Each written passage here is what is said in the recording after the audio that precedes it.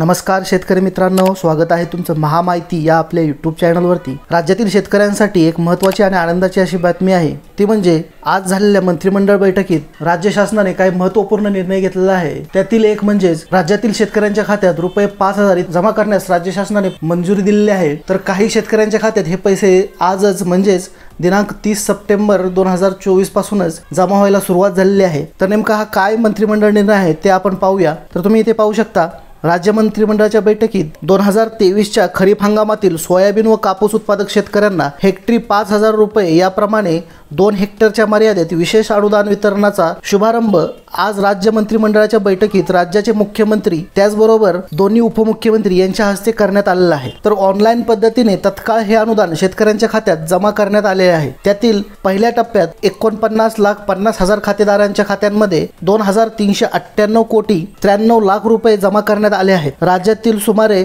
96 लाख खातेदार या योजनेतून लाभासाठी पात्र असून आधार संलग्न माहिती व अन्य प्रक्रिया पूर्ण होतील तसे टप्प्याटप्प्याने उर्वरित शेतकरी बांधवांना देखील हा लाभ वितरित केला जाईल। म्हणजे इथे तुम्ही लक्षात घेऊ शकता की आधार संलग्न करणे अतिशय गरजेचे आहे जर तुम्हाला या योजनेचा लाभ हवा असेल तर। जर तुम्ही अजून आधार संलग्न केले नसेल तर लवकर तुमच्या बँकेत आधार संलग्न करून घ्यायचा आहे, जेणेकरून तुम्हाला रुपये 5,000 हे कापूस व सोयाबीन उत्पादक शेतकऱ्यांसाठी हेक्टरी 5,000 प्रमाणे अनुदान तुमच्या खात्यात जमा होईल। तर नक्कीच माहिती आवडलीच तर व्हिडिओला लाईक करायचं आहे, चॅनलला सबस्क्राइब देखील करून घ्यायचं आहे। असेच नवनवीन अपडेट आपण या चॅनलवरती घेऊन येत असतो। धन्यवाद। जय हिंद, जय महाराष्ट्र।